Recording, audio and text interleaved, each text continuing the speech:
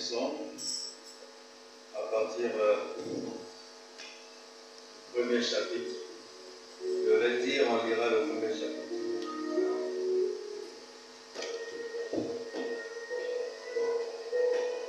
Psaume chapitre 1er, à partir du premier verset.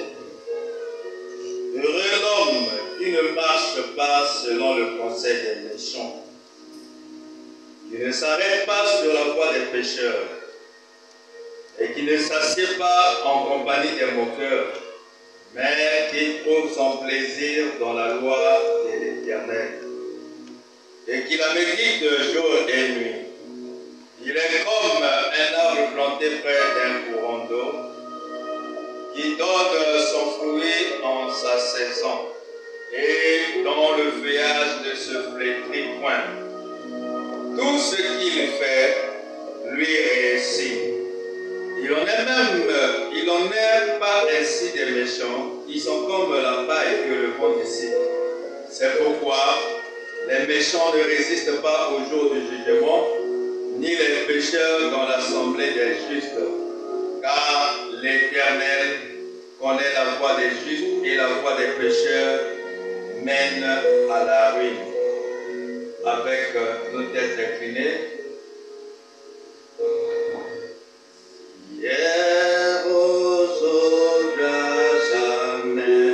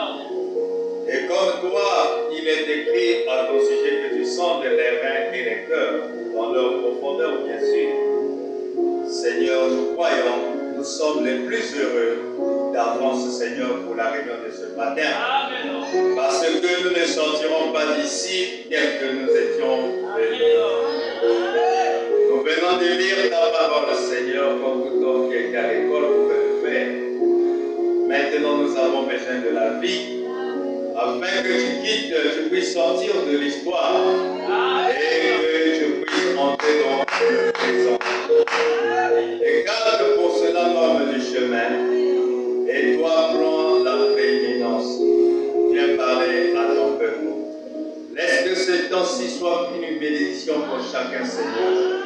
car nous comptons sur ton mérite, nous comptons sur ta grâce, Seigneur.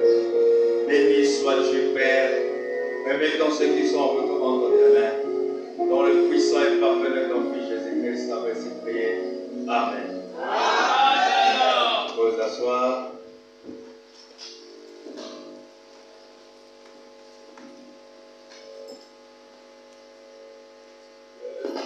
Que le Seigneur vous bénisse richement. Amen. Que Dieu vous comble. Qu'il vous remplisse abondamment. Amen. C'est un grand privilège pour moi ce matin d'être dans la présence du Seigneur, parce que c'est ici où lui, l'Éternel des armées, notre Dieu que nous servons, parle à notre âme.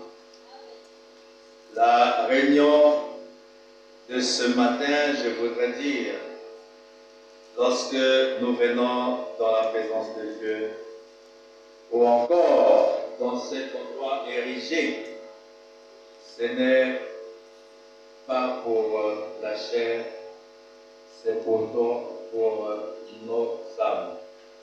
Donc, c'est la communion la plus parfaite qui soit. Comme l'âme n'a pas de pied, c'est pourquoi elle se sert de ce corps afin de pouvoir atteindre ses objectifs. Et je solliciterai de vous votre attention pour ne pas que la distraction soit de la partie et que tout votre esprit soit focalisé vers moi ici. Parce que je suis une montagne. Dieu parle du haut de la montagne. Et c'est là-bas que Moïse était parti recevoir la table de la loi. La montagne, aujourd'hui, ce n'est pas un endroit géographique que vous connaissez, mais c'est un homme. Et Dieu, si vous veut vous parler, il parlera au travers d'une motte de terre. C'est pourquoi la simplicité est de mise pour que vous puissiez le voir. Sinon, vous sortirez d'ici et vous direz, on a vu un monsieur, il nous a prêché. Bon, mais c'était un peu bien. Et voilà, c'est tout. Mais alors que, à tes côtés, il y aura quelqu'un qui dira, j'ai vu Dieu me parler. Vous deux, vous aurez comme, il va se créer deux courants de pensée. L'un dira, j'ai vu Dieu. L'autre dira qu'un homme a parlé. Mais il est toujours bien que Dieu puisse vous parler. Mais il faut aussi être attentif.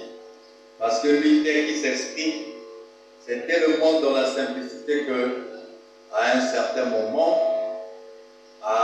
on peut taper à côté. Amen. Il est merveilleux, il nous a gardés durant toute la semaine. Et voilà qu'il nous accorde encore l'occasion de venir dans sa maison afin qu'il puisse nous parler. N'est-ce pas merveilleux? Alors, tu es venu certainement avec des questions. Tu es venu certainement avec une attitude. Mais, d'entrée de jeu, permettez que je vous dise que le Dieu là n'est pas ingrat. Le Dieu là connaît ce qui est dans ton cœur. Le Dieu là connaît ce dont tu as besoin. Il donne toujours, parce que lui n'est pas comme un homme. Il a dit, invoquez-moi, je répondrai. Amen. Et il dit, lorsque vous demandez, il donnera. Si vous frappez, donc vous ouvrira. Que Dieu vous comble davantage. Alors, comme nous sommes dans notre sujet, j'aimerais insister là pour que ça puisse bien entrer. Nous venons de lire l'écriture de Psaume.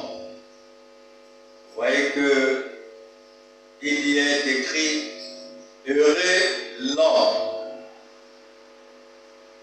qui ne marche pas selon le conseil des méchants, qui ne s'arrête pas sur la voie des pécheurs et qui ne s'assied pas en compagnie des moqueurs, mais qui trouve son plaisir dans la loi de l'Éternel. » Et voilà l'homme qui est heureux. Il n'est pas dit l'homme heureux est celui-là qui passe tout son temps à regarder tous les modèles dans la télévision ou s'asseoir dans la rue en train de contempler les gens en train de passer. Mais plutôt celui qui est heureux, c'est celui-là qui ne marche pas selon le conseil des méchants.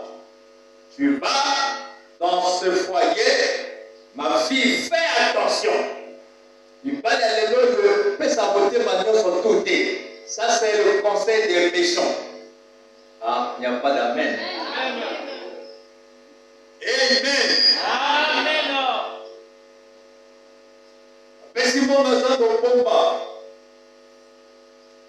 Demain, après-demain, il va trouver une autre femme. Mais si toi, tu n'ouvres pas les yeux, ah, ça, c'est un bon conseil. Ça veut dire quoi? Pour tout commencer, tu détruis déjà le foyer de ta fille. Parce que tu es en train de s'aimer en elle. La semence de discorde, la méfiance, manque de confiance vis-à-vis de celui-là vers qui elle ira et avec qui ils vivront toute une vie. Tu sèmes une mauvaise sémence.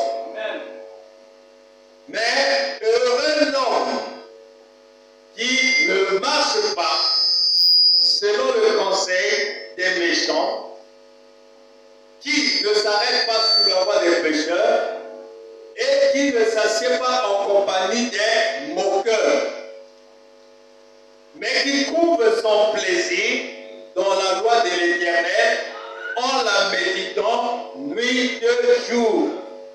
Et il est semblable à un arbre qui est planté près d'un courant d'eau. Quand on parle de l'arbre, c'est toujours un nom. Mais il faut être près d'un courant d'eau. Ce n'est pas des eaux stagnantes, mais c'est des eaux qui coulent, qui ruissellent. Parce que les eaux stagnantes regorgent des bactéries et toute espèce nuisible à la vie. Les eaux aussi sont des peuples, des foules et des nations. Mais il faudrait que l'arbre là soit planté près d'un courant d'eau. Donc l'eau coule avec une force, avec une puissance, avec une vigueur. L'eau démontre la puissance de Dieu. Si toi, l'arbre, tu es planté près d'un tel courant d'eau, qui est la parole, voilà comment est-ce que tu seras heureux. Amen. Et cet arbre donne son fruit en sa saison. Amen. Il y a une saison pour les fruits. Il y a aussi une saison, excusez-moi, là où il n'y a pas de fruits. Que je dise un à la place de une, on n'est pas ici pour évaluer quelqu'un dans la littérature. Amen. Amen. Ici, nous venons pour aller au ciel. Peu importe ma connaissance minable, mais ici, là, ce qui compte, l'intention de la parole. Amen. Qui peut dire Amen? Amen. Donc, l'intellectualisme, ce n'est pas ici. Amen. Et qui peut dire Amen? Amen. Donc, ne vous fuyez pas à peut-être quelque part mon incompétence littéraire, mais regardez à la parole. Amen. Parce que nous sommes venus ici pour la parole. Amen. Qui peut dire Amen? Amen. Que je dise là à la place de l'un de l'autre, ce qui compte pour pour vous ce que j'ai dit, ce qui est l'intention qui est sortie de ma bouche. Amen. Et voilà comment est heureux cet arbre-là. Tu veux avoir des fruits, mais tu n'es pas planté près d'un courant d'eau. Mais tu vis toujours dans l'angoisse. Tu crées une atmosphère là où tu penses que tout est fini pour toi. Mais c'est dangereux parce que ça freinera même ton évolution. Parce que l'Esprit avait parlé hier au sujet de cet artiste. Lors d'un concours, il a construit sa maison.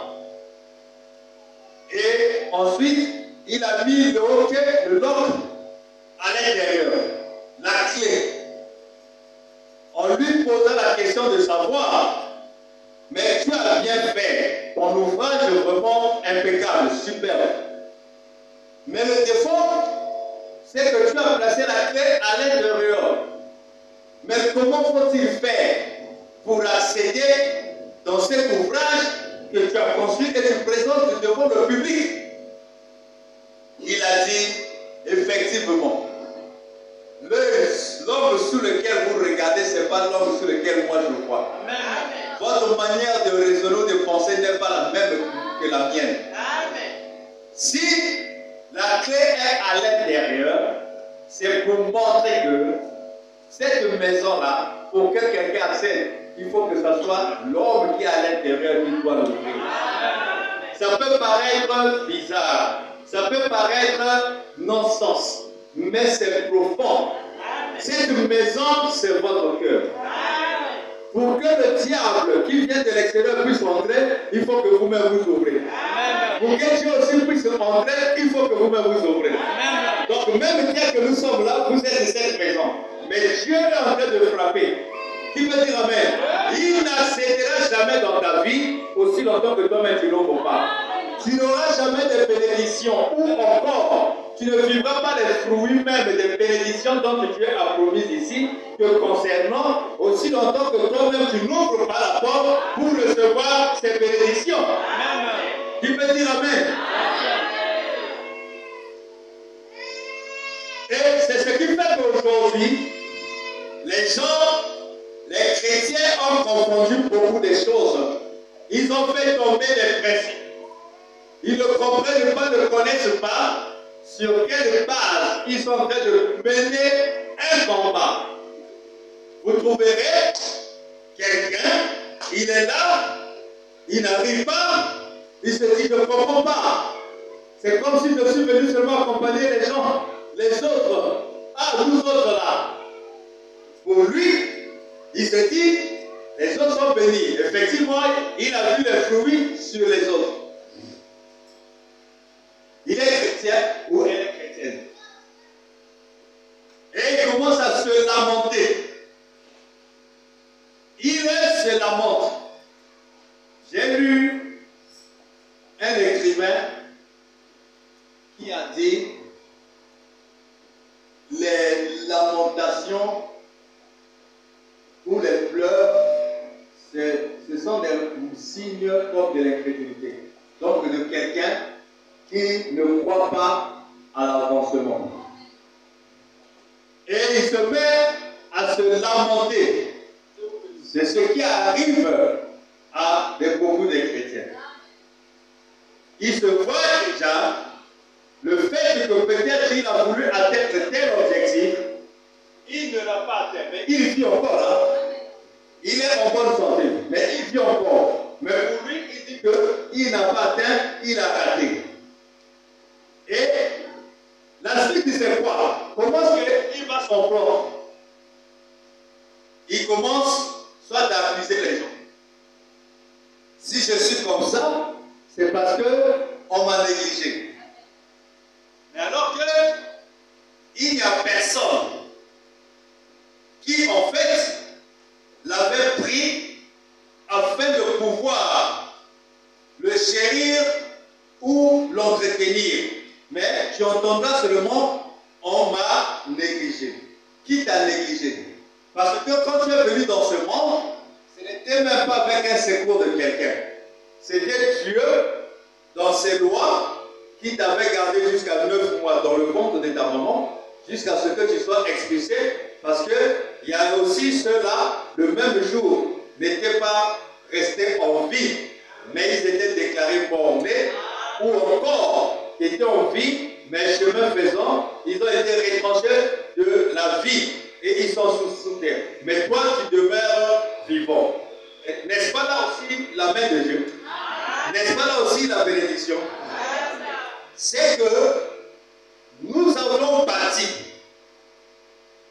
un modèle dans notre pensée de la manière selon laquelle nous devons parvenir à un succès.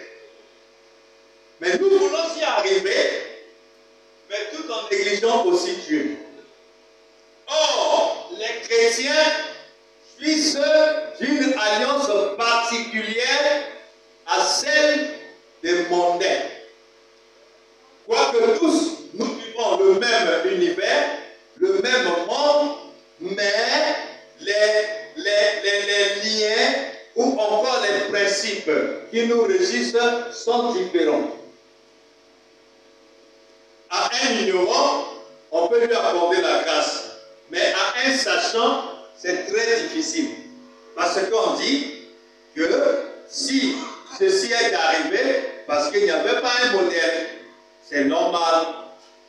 Zacharie a été frappé parce qu'il avait déjà un modèle. À un âge avancé, Abraham a eu un enfant. Mais lui aussi, on vient lui dire que toi, tu aurais un enfant. Il a commencé à raisonner parce qu'il a regardé les circonstances actuelles qui l'environnent. Il a cru à ce que les yeux voient et il a cru à ce qui est d'habitude dans la vie de l'homme. Alors, ce que Dieu vient dire, lui ne croit pas ça parce que sa pensée est habituée avec déjà ce qui est d'ordinaire. Donc, du coup, ce que Dieu vient dire n'a plus d'effet. Et lui croit ce que son expérience charnelle a toujours vécu. Voilà le combat qui se passe. Qui peut dire Amen? Qu'est-ce que Dieu a fait? Dieu était obligé de frapper Zacharie jusqu'à ce que Jean-Baptiste, son fils, soit né. Lui n'arrivait plus à parler. Quand il ouvre la bouche pour parler, c'était donc on ne comprenait pas, il n'arrivait plus à articuler les mots. Et ces chrétiens-là, alors ils commencent maintenant à regretter, ils commencent maintenant à se soucier. Ils créent un monde, premièrement, de sous-développement, c'est-à-dire de non-avancement. Donc l'épanouissement pour lui n'existe plus. Mais il a envie. Il a oublié que Dieu, même à la dernière minute de l'homme, peut faire un miracle. Amen. Il a oublié que le voleur mourant à la croix, il a vécu toute sa vie étant bandit avec une mauvaise réputation, mais à la dernière minute de sa vie, il est entré au ciel parce qu'il y avait eu quelque chose qui venait de se produire contrairement à l'habitude. Alors, le chrétien, le voilà, s'emballer. Ah, nous autres là. Ah, nous autres là. Ah, nous autres là. Mais qui t'a dit que tout est déjà fait? Qui t'a dit que Dieu t'a abandonné? Mais si tu es chrétien, tu devais plutôt regarder pourquoi ceci m'arrive. Pourquoi Dieu a permis que nous les Hébreux, nous soyons déportés en Babylone. Et arrivés là-bas, nous subissons l'oppression de l'adversaire. Pourquoi Dieu a permis ça? Et lorsque vous vous posez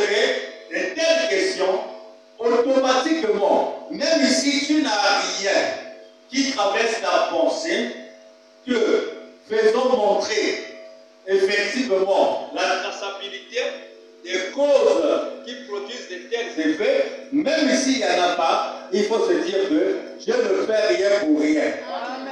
Il faut d'abord croire que moi, j'ai un Dieu qui est vivant. Quand vous venez ici, là, ne venez pas par habitude, mais commencez déjà à savoir que le Dieu pour lequel tu viens ici, c'est un Dieu véritable. Et c'est un Dieu capable de tout. Il faut le croire fermement. Deuxièmement, vous allez vous dire que, après avoir reconnu que vous avez un Dieu vivant, vous allez maintenant bâtir votre maison, qu'il n'y a rien qui peut m'arriver sans que mon maître là, ce Dieu-là, auquel je crois, qui est tout puissant, ne l'ait permis. Donc du coup, vous fermez déjà la porte contre toute tentation ou agression extérieure. Vous comprenez? C'est ça la chrétienté. Tu crois d'abord que le Dieu existe et c'est celui-là que tu sers. Et c'est celui-là que tu viens prier. Et c'est celui-là qui te protège.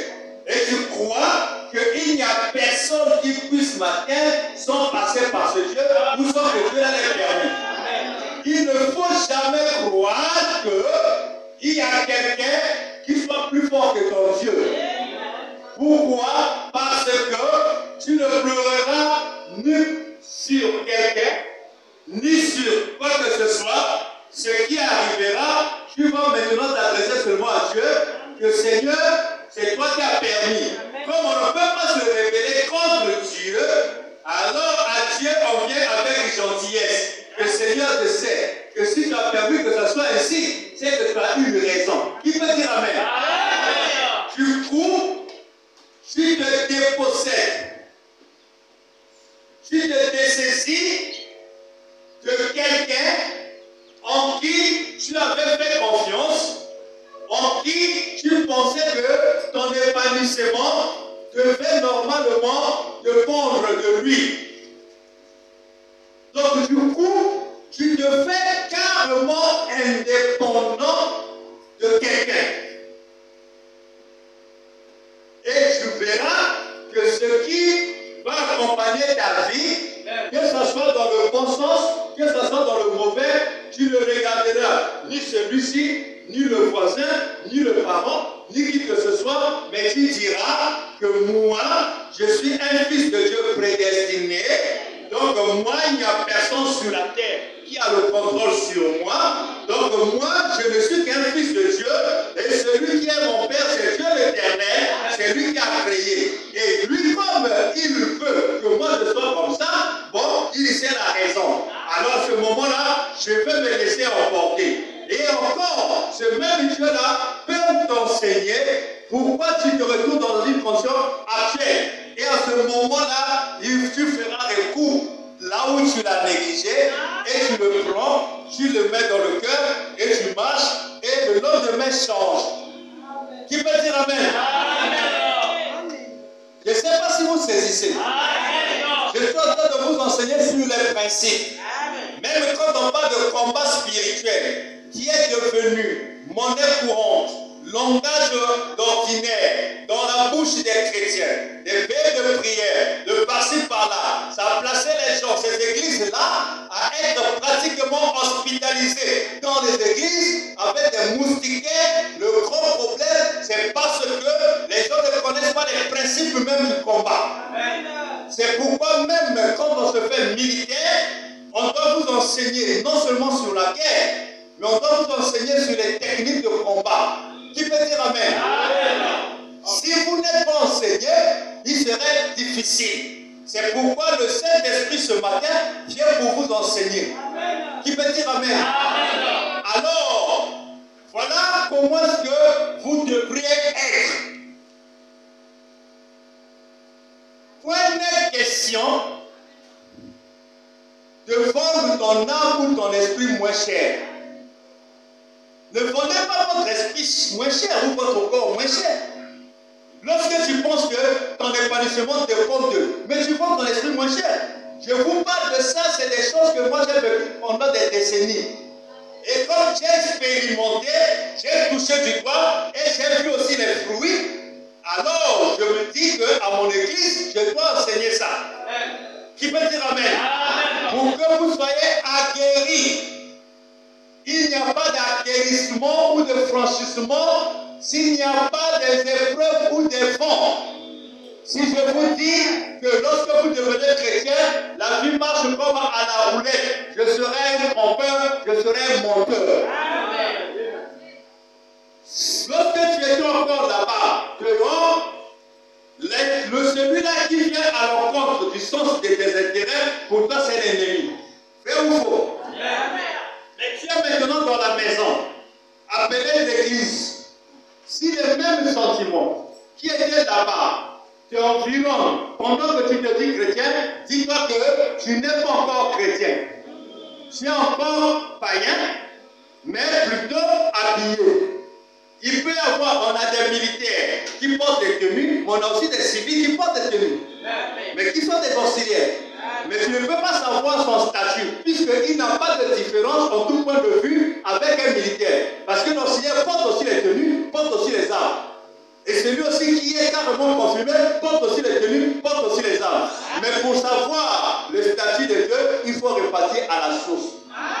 Qui peut dire amen? Donc nous avons des chrétiens aussi comme ça. Mais vous pensez que c'est un chrétien, mais c'est un auxiliaire chrétien. Pourquoi? Vous entendrez, quand le vent souffle, vous allez voir, qu'est-ce qui sort de sa bouche? Qui peut dire amen? Qu'est-ce qui sort de sa bouche? Si de sa bouche commence à sortir, je ne comprends pas. Ah, si déjà étant chrétien, ton Père est omniscient, c'est-à-dire il a la connaissance de tout. Toi, tu te dis son fils, tu n'as pas la connaissance de ce qui t'arrive et tu ne comprends pas. Ça veut dire ceci. Poses-tu la question, es-tu de la lignée? Si on fait l'étude de l'arbre généalogique pour faire la génétique, est-ce que tu présenteras les caractères de ton ascendant? C'est déjà un langage des faiblesses, des faits que je voulais dire. Qui peut dire amen? Et je suis sévère là-dessus. Parce qu'on a beaucoup du travail qu'on fait sur des ceux-là qui normalement ont fait déjà l'homme route. Mais qui cependant, ils pensent qu'ils doivent toujours être au lait. C'est pourquoi un enfant, quand il grandit, doit se nourrir des os, de la chair, pas le lait. Imaginez peut-être que vous êtes là, à ces âges déjà adultes là. On vous donne tous les jours du lait. Mais ça risque de vous faire arrêter. Mais alors que le lait, à un âge donné, ça donne la vie pour les nourrissants. C'est un aliment, mais qui produit les effets selon les âges. À un âge donné, ça donne les bons effets. Et à un âge aussi donné, ça risque de faire mal. Qui peut te ramener? Quand l'estomac cherchera quelque chose pour broyer, et que la cire se déverse, il n'y a que le liquide. Mais ça ne te fera mal. Ça ne t'aidera pas. C'est ça en fait. Donc, cessez de pleurer ou de remettre entre les mains de quelqu'un votre destinée. Vous ne pouvez pas, c'est dangereux. Si vous prenez votre destinée, vous remettez ça entre les mains de quelqu'un. Que non, c'est lui qui me dirige. Mais il te dirigera aussi. N'oubliez pas, si vous ne faites pas votre volonté, vous devenez esclave. Parce que l'esclave ne fait pas sa propre volonté. Et l'esclave n'est pas libre. Vous allez voir quelqu'un qui n'est pas libre. Vous allez voir que, ah, c'est un tel. Ceci m'est arrivé, c'est un tel qui a acheté ça. Oh. Vous voyez déjà les langages de ceux qui sont dessus. Ceci m'est arrivé, c'est un tel. Ceci m'est arrivé, c'est un tel. Mais les gens comme Job diront que c'est l'Éternel qui avait donné. Amen. Donc la chose que je ne vois plus maintenant là, c'est toujours cet Éternel là qui avait donné là. C'est lui aussi qui a pris. Mais est-ce qu'il avait vu l'Éternel venir prendre ses enfants? Ou encore décimer son troupeau? Ou brûler ses champs? Mais qu'est-ce qu'il a mené derrière un malheur, derrière un événement douloureux, mais qui puisse voir l'Éternel de vous?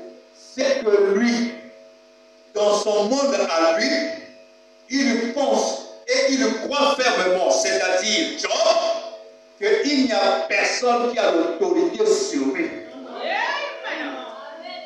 Vous voyez, c'est ça, c'est clair.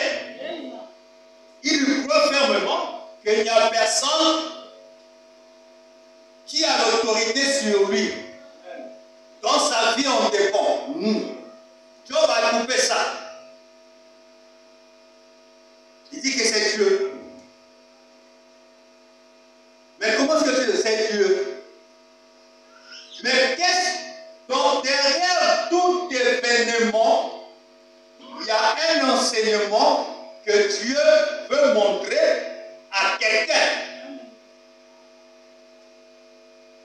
Soit pour que ça soit bénéfique pour la personne qui est victime de ces événements, ou encore Dieu montre à ses ennemis que voici ce que sont mes enfants.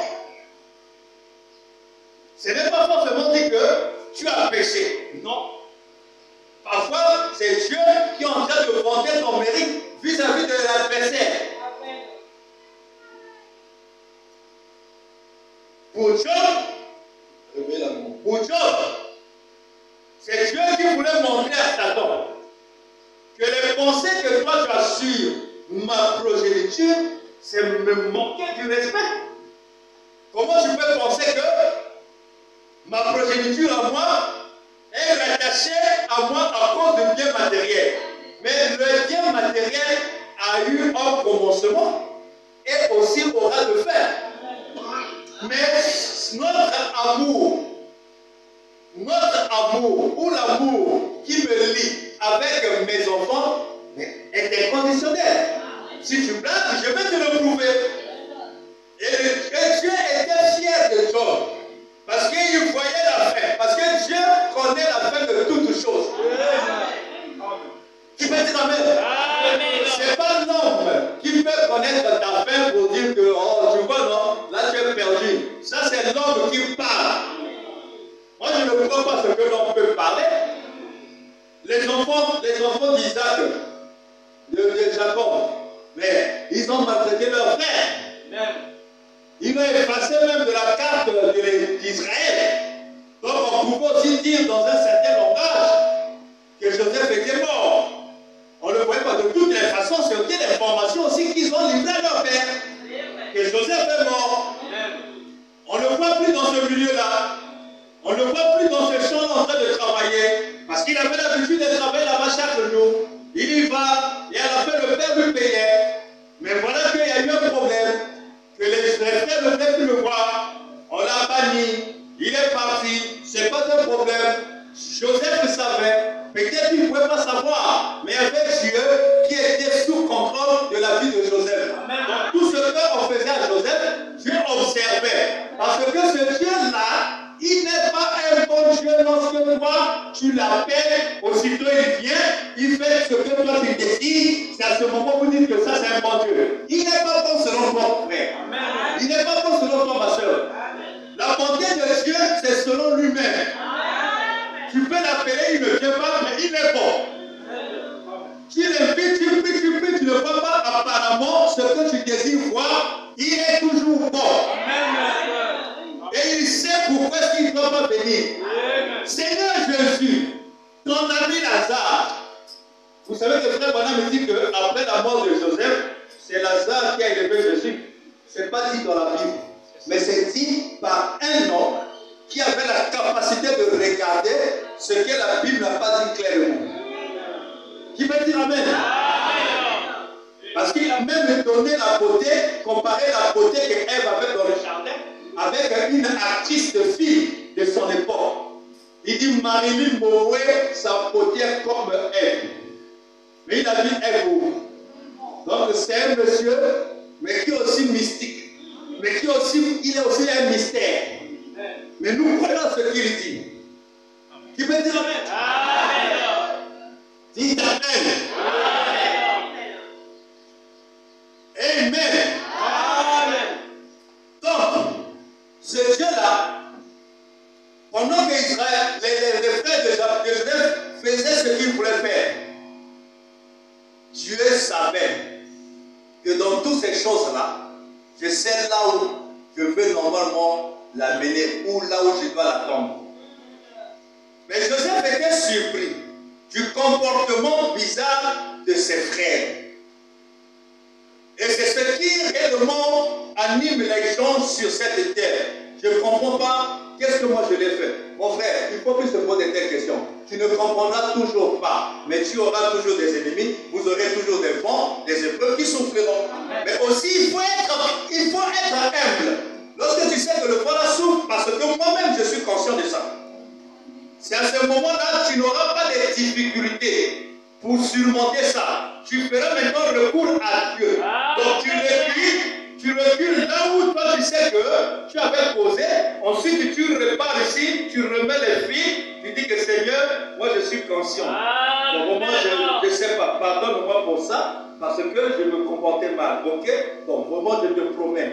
Ok, en ce moment-là, tu vas voir comment Dieu va t'inspirer à être second dans la consécration.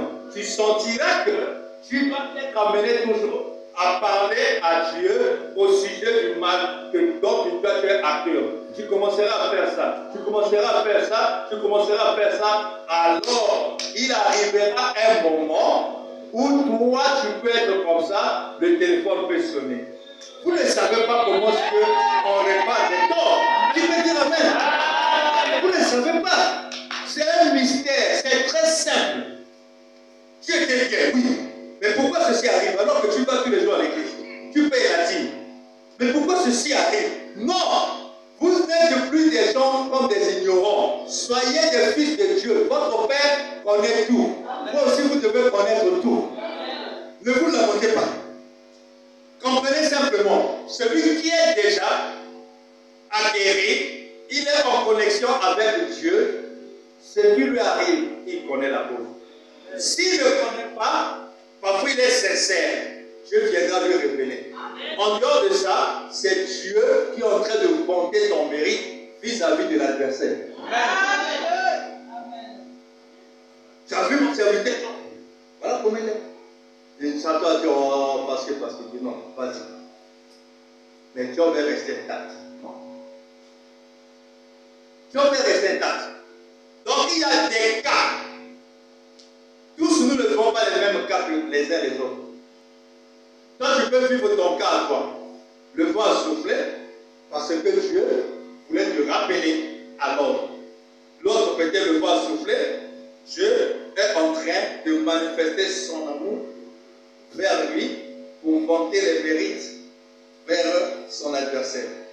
Comme j'ai dit, que lorsqu'on est chrétien, on a la capacité de savoir là où on est tombé. On a la capacité de savoir là où on a laissé Dieu. C'est pourquoi moi j'aime Jonas. Il était dans la barque qui tanguait. Amen. Et le bateau était sur le point de chavirer. Il n'y avait plus d'espoir. Chacun essayait un peu d'invoquer son Dieu. Chacun essayait un peu de faire ceci. Jonas s'est levé et dit non. Ne souffrez pas à prier le Seigneur. La cause ou la raison de ces choses-là, c'est bien moi. Qui peut dire amen? Même dans le tribunal, il y a des circonstances atténuantes simplement par l'attitude de gratitude, de reconnaissance des faits qui vous sont reprochés. Quelque part, si on pouvait frapper, on devait te charger sur peut-être combien de peines ou de infractions. On regarde ton attitude, où tu es honnête, tu as tout avoué. On dit, bon, à cause de ça, bon, il y a même des circonstances atténuantes. Même dans le tribunal de jugement. Pensez-vous que devant Dieu, Dieu ne peut pas vous accorder les circonstances atténuantes? C'est parce que nous sommes trop gonflés. Il est difficile de voir les chrétiens aujourd'hui reconnaître que non, ce que je vis là, c'est moi-même. J'ai encore abandonné mon Dieu quelque part. On a toujours tendance à penser que ce Dieu-là, il est mauvais. Faites attention, vous amenez Dieu au tribunal, vous pouvez sortir de là et là. Brandon a essayé, il dit Seigneur, tu as des comptes à me rendre. Tu as dit, moi, le ciel la terre. Je t'ai créé. Tu me demandes des comptes, tu me dis que moi j'ai des comptes à te rendre. Les écurés qui se créaient là, c'était toi qui les créais. Brandon dit non. Heureusement, il était humble. Lorsque tu priais pour les gens qui étaient guéris, c'est toi qui les guérissais. Voilà, dit non. Mais en quoi je vais te demander des comptes? Moi, je suis souverain. J'ai accompli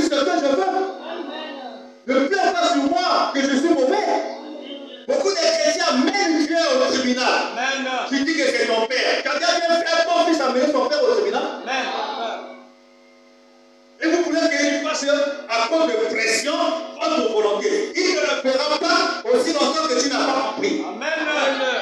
Jonas a dit, liez-moi les mains et les pieds. Parce que les mains, c'est pour poser des actes. Les pieds, c'est la marche. Les pieds qui me conduisent toujours dans le mauvais sens. Si vous me les liez, alors jetez-moi dans l'eau. Vous allez voir le bateau qui est en train de tomber, menacer votre vie là. Alors, la tempête va s'arrêter. Amen. Le danger ne sera plus là. Il a donné librement les mains, c'est-à-dire volontiers. Il s'est livré lui-même. Il n'a pas caché, il n'a pas sauvegardé sa divinité. Il n'a pas pleuré ce qu'il dit, c'est moi. Quand on l'a jeté dans l'eau, il est parti, le bateau s'est arrêté, la stabilité, elle s'est introduite. Alors, les gens continuent leur voyage. Je peux imaginer dans le bateau, oh, quel homme sincère. Nous, on allait périr. Voilà, si vraiment on n'avait pas un homme comme ça, qui est capable de reconnaître ses fautes, mais vous allez périr. C'est pas possible. Donc, il est parti dans l'eau. Il pouvait avoir encore pitié même de cet homme-là. Parce qu'il pouvait dire que, oh, mais s'il était mauvais, il devait rester tranquille. Amen. Et lui, et nous, tous se noyaient. Mais voilà que lui, il a reconnu ses faits. Je peux imaginer. En sauvant la vie des autres. Amen. Qui peut dire Amen? Amen. Et quand il est parti, parce qu'il savait qu'on lui avait donné la mission. Va à Ninive. C'était pas ça? Amen.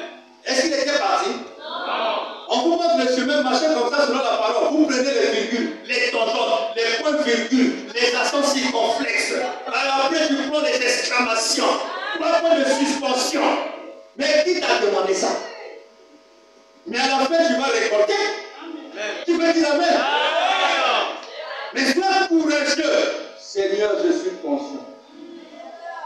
Ça, parce que je ne pense pas un tel, mais il est bien. Mais qu'est-ce qui fait la différence entre moi et eux? Tous nous sommes égaux, les mêmes organes. Ah non, moi je ne me compare pas à eux. C'est moi. Qui peut dire Amen? Et tu dis, Seigneur, je te promets. Maintenant, observe. Et quand Jonas est parti là-bas, il est parti aussi apporter la vie à ce peuple-là qui se mourait. Ici, dans le bateau, il a sauvé la vie des gens. Là-bas aussi, quand il est parti, il a prêché le salut et il a sauvé la vie des gens. Qui peut dire Amen? Amen. Nous devons être des chrétiens. Ne soyons pas des auxiliaires, frères. Quand tu es auxiliaire de la police, tu n'as pas de salaire. Et comme tu n'as pas de salaire, tu seras brigand. Tu seras plus zélé que même le policier. Amen. Parce que toi, tu viendras même ravir les choses d'autrui parce que tu sais que tu n'as pas de salaire, c'est là des autres. Mais le vrai policier, il sera un peu modeste. Lui va dire que non, j'ai le salaire à la fin, donc je ne dors pas trop. Mais l'auxiliaire ne fait pas cadeau. Amen. Auxiliaire chrétien, quittez ça.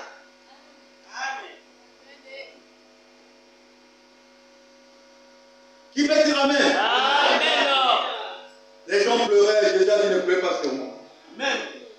Ces douleurs-là, c'est normal. Je dois le mettre aux enfants. Qui peut dire Amen? Amen. C'est ça. Le diable est en train de regarder. Job ne savait pas que le malheur que lui endurait, dont il était victime, que c'était une causerie. Je ne sais pas si c'est diplomatique entre Dieu et Satan. Mais Dieu regarde. Il connaît qui est qui. Mais devant Dieu, il ne faut jamais être fort. Devant Dieu, soyez faible.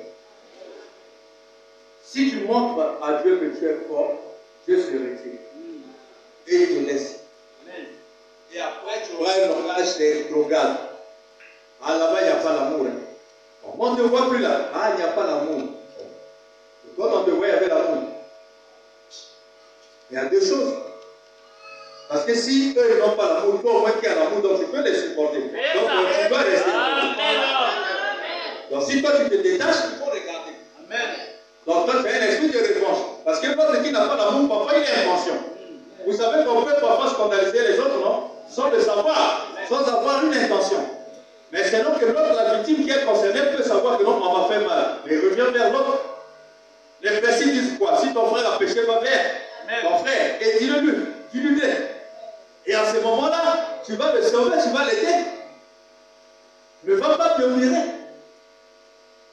La femme de Job a commencé à dire à Job, mais tu vois les souffrances là, comme tu ne vas pas mourir comme ça, on connaît les principes de loi. Si tu insultes Dieu, Dieu va te tuer. Donc on maudit seulement Dieu, ensuite il va te tuer, toi tu iras pour ton père. Elle pensait que la vie s'arrête sur ta terre. Elle voit juste au bout de nez. Job a dit, tu parles comme un insensé. Amen. Qui peut dire Amen? Un Job, c'était un frère, un mari qui avait la capacité de remettre sur les rails sa femme. Il dit, tu es insensé, tu parles comme un insensé. C'est pas comme ça. On ne blague pas avec ce Dieu, lui-même il connaît. Mais Job n'avait rien fait. C'était malheur sur malheur. On vient lui annoncer que les champs là-bas, quoi, les bétails ravagés. Ah. Pendant qu'on lui annonce l'information, sans pourtant qu'on le termine, voilà qu'un autre messager arrive. Des enfants sont partis là-bas. Ah, mais c'est compliqué. Tout le monde est. Mais c'était pas ça le fait. Oui, tout le monde là-bas, catastrophe, va se prendre les corps. Après, on me dit, mais regarde, les biens que tu as fait, ils pouvaient te combler, paniquer.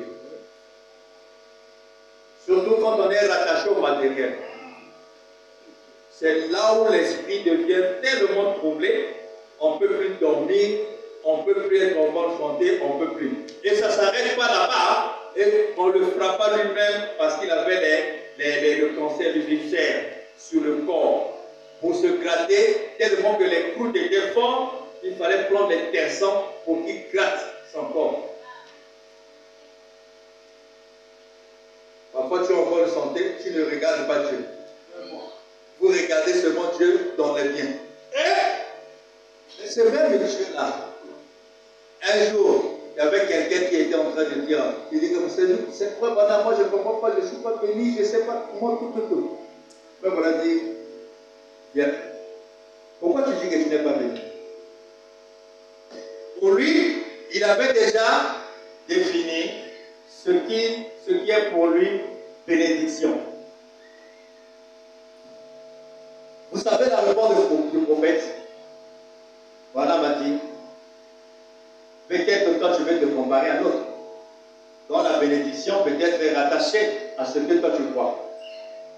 Toi, chaque fois, tu avais des enfants qui tombaient malades sur maladie sur maladie. Et toi, tu décaissais beaucoup d'argent à cause de leur santé.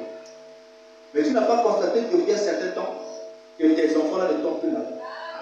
Ça, c'est un prophète de Dieu. C'est pas mon prophète, il n'y a pas de dodo. Il n'y a pas de ça. Il y a l'église. Donc, on peut répondre à ça. J'ai dit, le jour-là, j'étais écouté un peu l'histoire. Alléluia. J'étais dans la voiture. J'étais avec quelques mes brebis, les enfants, tout ça. J'ouvre la radio comme ça. C'était dans la IAS, là, je crois. Si ce n'est pas la IAS, je crois. Tout comme ça là, oh. Les prophètes qui voient là. Nous avons fait, oui, prophète, bonjour, oui. On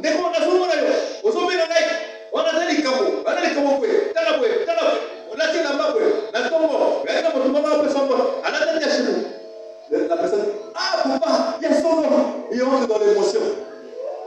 Après, donc, Tana, il est où? On le banaye. Mais la ciment là, où il y a la telle adresse, tout ça là. Moi aussi j'ai écouté. Moi aussi je suis un homme. Moi aussi je dois tenter. Parce que je dois réellement, quand je parlerai, que je sache de quoi je vais parler. Surtout que ce n'est pas un péché. D'appeler son frère pasteur, lui dire que moi j'ai telle situation. Oui, mais c'est un péché. Ce n'est pas un péché. Baruch est en train de faire les combats de congélation. J'ai dit que moi j'ai des problèmes. Et surtout que tu peux prier pour les autres et les autres ont des solutions. Parfois pour soi-même, je ne fais pas comme ça. Tu peux dire amen. Je peux partir. Donc moi j'ai appelé. J'ai dit bon, quand je vais arriver à la maison, j'arrive à la maison. Je ne sais pas, j'avais joint ou bien j'avais fait ça le lendemain. Ah si, j'avais joint ou bien j'avais fait ça le lendemain. Le lendemain. Parce qu'il était déjà arrivé à la fin après tout ça. Le lendemain, j'ai appelé. Lui, il donnait des réponses de tic au tac. Hein. Le lendemain, j'appelle. Mais il dit non, j'ai dit oui, alors oui, j'ai dit je appelle depuis pour la oui, on a raison mon papa, depuis pour sa fille. Alors, on a un vélo, donc là, on va pour le j'ai dit ok. Après, elle dit non, j'ai dit on a WhatsApp. Comment on a tout ça là? Ouais, on dit bon, on a un gars. Il dit bon, il donne WhatsApp, il m'a dit. Lui, aux autres, il donnait la réponse, il contacte, tu as tel habit, tu as tel problème, et ceci, tout ça. Pour moi, maintenant, quand on a la WhatsApp, on se après, pendant dans WhatsApp, il dit, tu es où? Parce qu'on devait faire regarder comment faire des services au fur et à mesure pour qu'on étudie ton cas et tout ça. J'ai dit, voilà. Les gens, c'est des escrocs comme ça, là. Ils s'entendent avec leur regard, ils font des spectacles à la radio. Comme il y a aussi, ils savent, quand ils font comme ça, c'est la pêche ou la chasse. Ils savent aussi qu'il y a des fréquents qui aiment ça.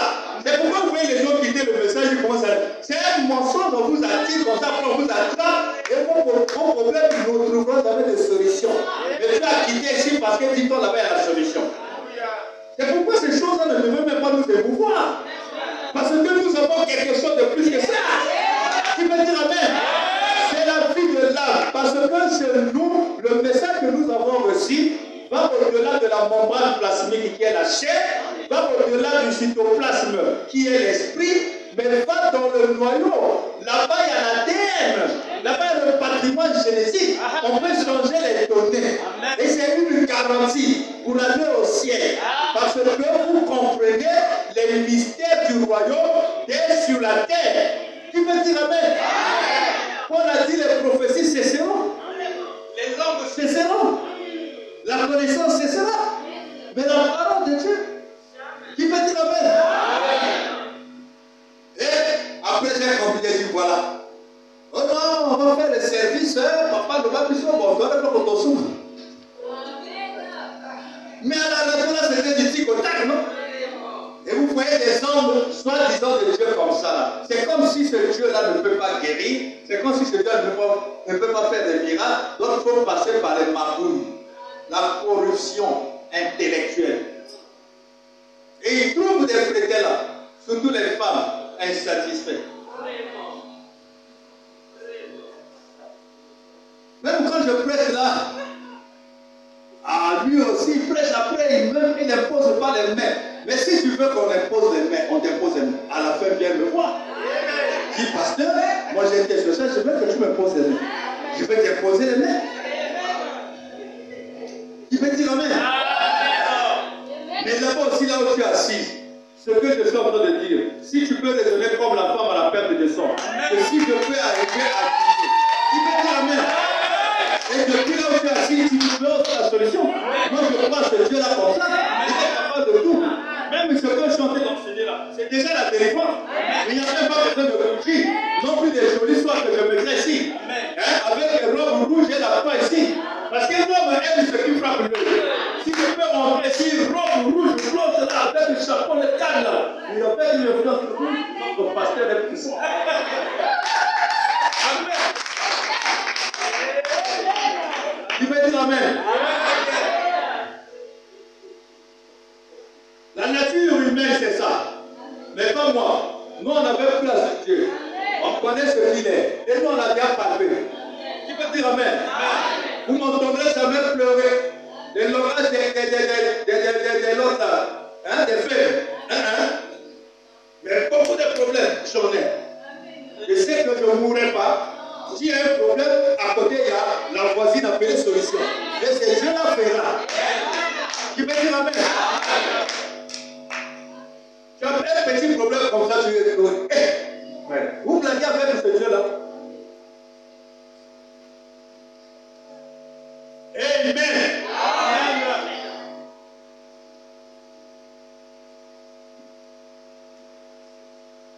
Soyons des chrétiens. Pas pour faire plaisir au pasteur. Pour que toi-même, tu puisses te consolider avec l'amour de Dieu là. Et lorsque tu parleras de ce Dieu aux gens, tu sauras de quoi tu parles. Et ça sera avec beaucoup de conviction. Et les oreilles qui écouteront, elles vont écouter avec une conviction. Parce que ce que tu dis, c'est ce que tu as vécu. Tu peux dire Amen. On a besoin de témoignages. Moi, j'en ai besoin. Parce que j'ai un témoignage. On ausculte d'abord. Il y a quoi? Il y a ça. Oui, ça c'est bon. Parce qu'il y a aussi des témoignages, il faut faire attention. Un témoignage lié avec le Matarana. Il monte ici, c'est Alléluia, Amen. Il dit Alléluia, Amen. Nazareth n'a monté ça passe à 100 000 ans, Amidor peut faire ça. Il dit qu'à pourquoi on fait ça. Dieu aime un témoignage. Lorsque les oreilles écoutent, on se rend compte que non, ça c'est pas un nom. Qui veut dire Amen? Le fait de parler de Materana. Qui veut dire Amen? Mais le vrai témoignage. Amen. Maintenant je me rends compte. Hector, ça va? Frère Manan me dit avoir soif de la vie. Parce que la fois passée, je regardais le visage là. C'est un peu comment. Depuis Ouado, je suis mon coiffeur à Ouado.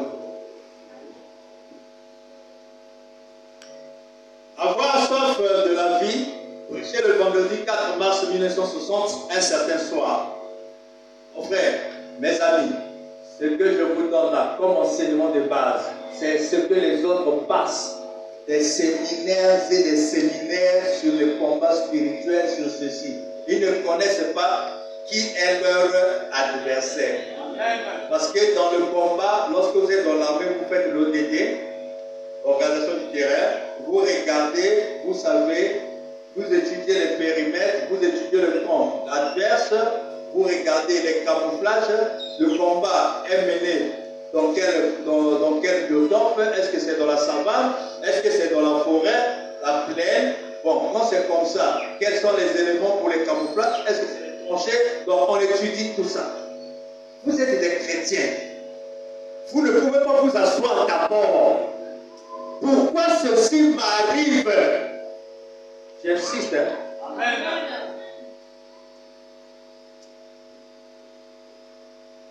Parce que nous voulons que nous marchons tous ensemble en quittant l'Égypte au Takana surtout. C'est ce qui fait que parfois votre dérobade là nous empêche à évoluer. On est obligé de venir encore pour vous soulever. Mais quand on vous soulève, vous êtes aussi trop lourd. Vous savez comment vous êtes lourd? Vous insistez toujours. Non, on va comprendre parce que je ne sais pas qu'est-ce que... Oh, tu fais la lourdeur. On veut t'amener. Tu peux dire Amen. Ah, c'est pourquoi ce matin j'ai amené le proclin spirituel. Tu peux dire Amen. À travers cet enseignement-là. Qui peut dire Amen? Qui est fils de Dieu? Qui est l'enfant de Dieu? Moi, je suis l'enfant de Dieu. Qui croit que ce Dieu-là est tout puissant. Donc, il est votre, donc tu es le fils. Qui peut dire Amen? Quand je pose la question, si tu es convaincu, il faut lever la main. Si tu ne lèves pas, c'est aussi un examen. Vous prenez les choses à la légère. Je pose la question, d'autres sont en train de rire, en train de regarder. Mais ce que vous faites là, comme dans la plaque. Et Saül avait pondu le doigt de nain, c'était dans la plaque, non? Donne-moi les lentilles, il avait compris pour toi le doigt de nain. Parce qu'il savait qu'on ne peut jamais changer les dates de naissance. Il est toujours grand. Il avait oublié ce qu'il avait prononcé, devait s'accomplir dans une certaine dimension. Et dans quelle dimension cela était accompli? C'était lorsque le père devait chercher quelqu'un béni, la maman Rebecca, inspirée, écoute, viens dire à Jacob que va là-bas, ton père veut bénir ton frère. Mais il envoyait chercher le gibier. Tourne derrière la maison, prends seulement ce qui est là, égorge, prépare. donne à l'autre là. Et porte simplement l'habit de poil. Comme Esaü est poilu, velu, alors il va te toucher, Isaac va te toucher, il saura que c'est toi. Mais il aura mangé, il va te bénir. Mais Esaü prenait ce qu'il avait dit là-bas comme de la blague. Et l'écriture s'est accomplie dans la nourriture. Amen. Et la révélation, lorsque le Saint-Esprit pose la question, qui fait aller au ciel, il faut lever la main.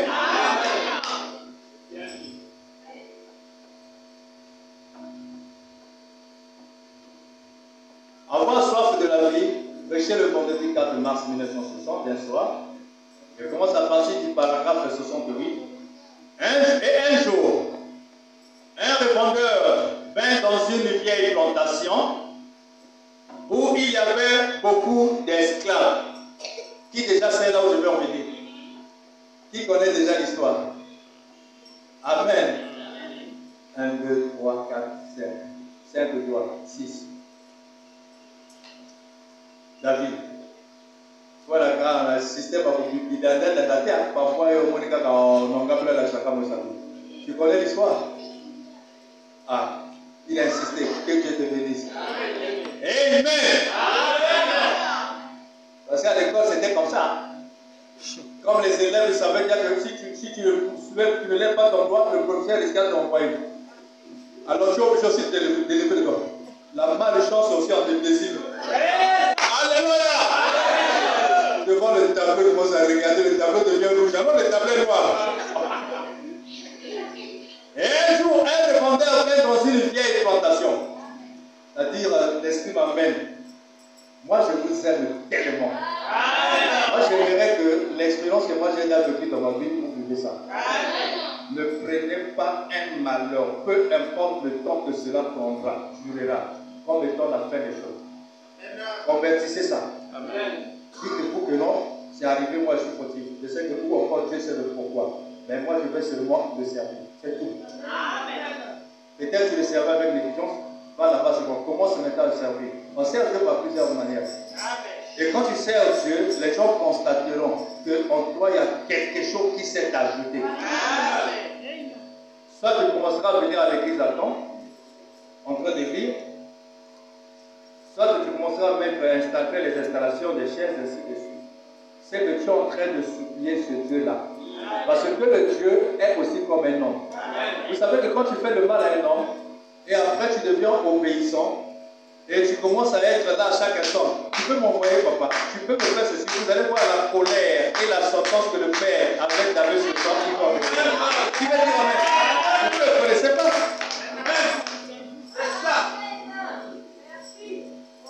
Moi, je suis déjà passé par là et je continue à passer par là. C'est pourquoi j'insiste là. Je vous dis ça. C'est le secret de la réussite. C'est tout.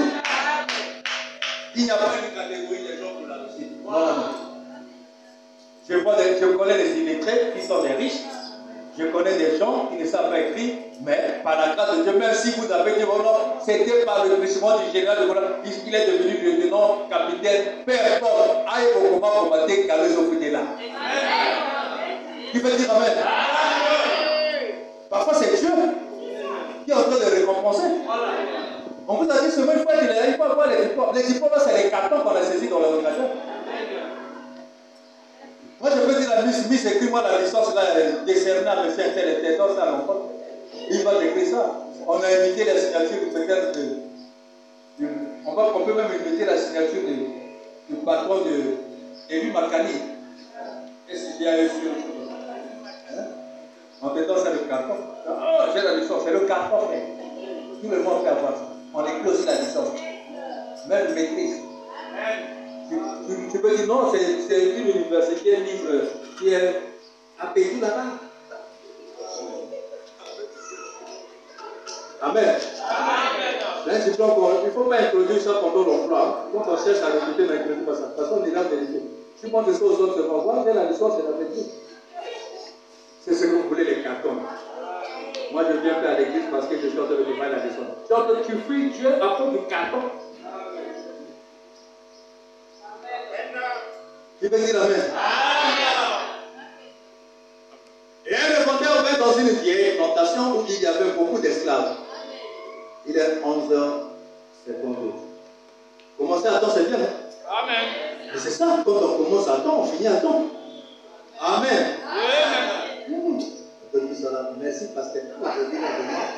Non, moi je tiens, pasteur. Même parce que j'ai dit ça. Amen. Bon, je vais changer. Bon, on va laisser le Saint-Esprit nous conduire jusqu'à l'heure qu'il veut. Parfois, même ceux qui ont battu le verre là, c'est Dieu, ce sont ceux-là qui ne veulent pas. Amen.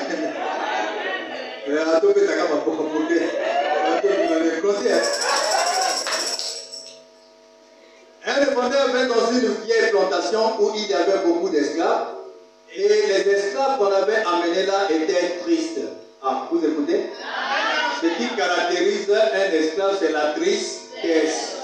L'une des caractéristiques, la tristesse. Amen. Amen. C'est pourquoi veillez à vos enfants, à vos frères, à vos... Même aux païens, quand vous leur rendez visite, il faut toujours veiller. Vous regardez, mais qu'est-ce qui se passe qu'on fait? Prenez un sujet où il doit discipliner tout ça. Amen. Et vous allez les retrouver, vous allez les réfléchir. Ils se trouvaient loin de leur patrie, lesquels? Les esclaves. Et ils n'allaient plus voir papa, ni maman, ni les enfants. Ils avaient été déportés et vendus ici pour mourir sur une terre étrangère. Et ils étaient tristes. Et bien des fois, pour les amener à travailler, on prenait le fouet et on les fouettait pour les amener à travailler.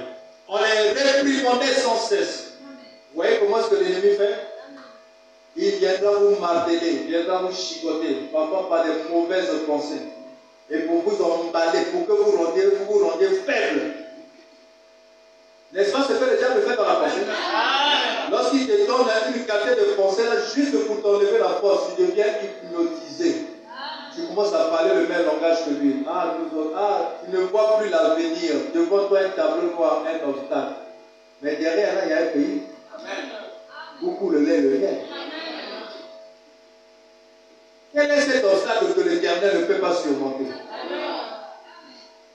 Et un certain répondeur vint dans cette plantation et demanda au propriétaire, avez-vous des esclaves? Il répondit, j'en ai 100 et quelques ici. Vous voyez, les là-bas. Et il remarqua un jeune esclave.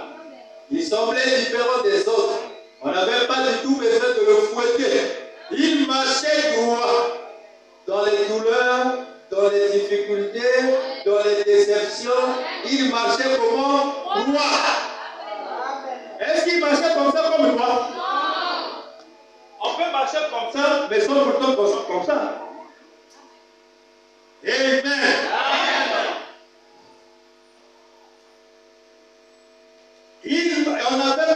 On n'avait pas du tout besoin de le fouetter. Il marchait droit, le menton relevé, les épaules redressées, prêt à tout faire. Pourtant, c'est l'adversaire, l'oppresseur, qui est en train de le torturer. Mais il a dit qu'il était prêt à tout faire. Et il encourageait toujours les autres. Oh, mais comment dans le douleur, dans le malheur, dans les soucis, dans les problèmes, mais lui, il est là, c'est comme si de rien n'était. Ah non, ce type était comme un chrétien. C'est comme s'il maîtrisait les principes, il maîtrisait les lois du bien-être.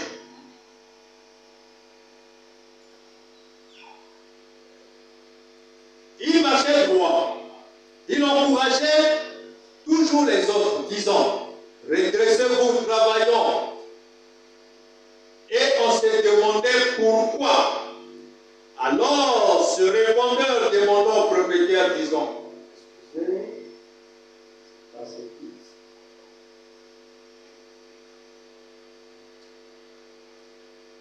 alors, ce revendeur, c'est-à-dire quelqu'un qui était venu acheter pour aller revendre, ce revendeur demanda au propriétaire, disant, je voudrais acheter cet esclave. Il répondit, non, mais il n'est pas à vendre. il demanda pourquoi n'est-il pas à vendre? Il dit, c'est un esclave, n'est-ce pas? Il dit, c'est un esclave. Il demanda, eh bien, pourquoi ne voulez-vous pas le vendre? Il répondit, parce que je ne veux pas le vendre. Il dit, bien, j'aimerais vous poser une question. Qu'est-ce qui fait qu'il soit si différent des autres? Est-il le chef des autres? Le propriétaire répondit, non, c'est un esclave. Et le revendeur demanda au propriétaire, parfois vous le nourrissez peut-être un peu mieux. Il répondit, non, il mange là à la cuisine avec les autres esclaves. Ce n'est qu'un esclave. Eh bien, dit-il, je voudrais alors vous poser une question. Il dit, qu'est-ce qui fait qu'il se comporte différemment? Qu'est-ce qui fait qu'il soit si différent des autres? Le propriétaire répondit, je me suis moi-même posé la question pendant longtemps. Mais un jour, j'ai découvert que là, dans la vieille patrie d'où il vient, son père est le roi de la tribu. Et il a dit, bien qu'il soit un étranger et qu'il soit ici, loin de son peuple, il sait néanmoins dans son cœur qu'il est le fils d'un roi et il se comporte en conséquence. Frère dit, oh, je me suis dit que peu importe la situation que nous devons peut-être traverser, que ce soit les épreuves, que ce soit les chagrins, que ce soit la persécution, qu'on se moque de nous, ou que l'on soit l'objet de raillerie, quel genre de personnes devrons-nous être? Nous sommes fils et filles du roi. Qui peut dire Amen? Si quelqu'un se moque de moi, c'est son problème. Est-ce que ça enlève au moins le caractère d'un fils du roi? Est-ce que je peux lui donner l'avantage pour qu'il me semble que non, ce qu'il fait là, ça me fait mal? Je montre comme si ce qu'il m'a fait là, c'est tombé sur les pieds. Après, il viendra un moment où on ne comprendra pas. Pourquoi on fait ceci? Ils ne sont pas ça. Pourquoi on fait cela? Ils ne sont pas d'attitude. Mon témoignage avec mon dernier, je vous l'avais donné, non? Amen. Bien que nous soyons dans un monde hostile, bien que nous soyons dans un endroit où nous sommes haïs, peut-être taxés des noms honteux du genre Saint Exalté, l'homme pentecôtiste, qu'est-ce que ça change? Nous devrions avoir le menton relevé. Amen. Les épaules redressées. Croyons la parole de Dieu, car là, de l'autre côté du pays, notre Père est le roi. Car de l'autre côté du pays, c'est-à-dire la réalité de la déception dans laquelle nous nous trouvions, dans laquelle on nous a infligé, en supprimant ceci, en faisant cela, on fait ceci,